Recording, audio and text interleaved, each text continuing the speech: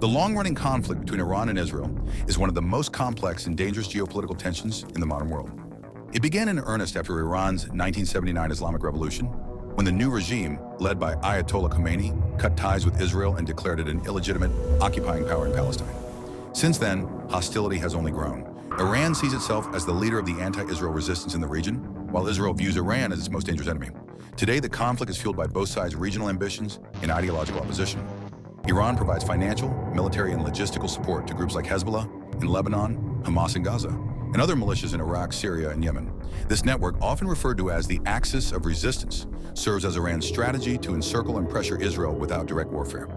Israel, in response, conducts regular airstrikes in Syria to prevent Iranian military buildup and works closely with Western allies to counter Iran's influence.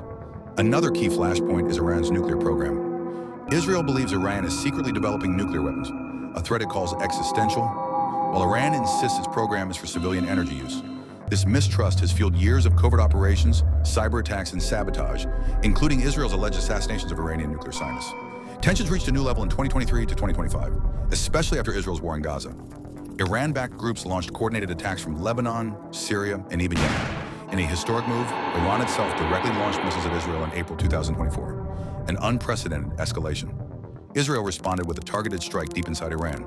This marked a shift from years of proxy warfare to open military confrontation, alarming the entire region and sparking fears of a broader Middle East war. So who is right or wrong? That depends on perspective. Israel argues it is acting in self-defense, protecting its citizens from Iranian-backed terror.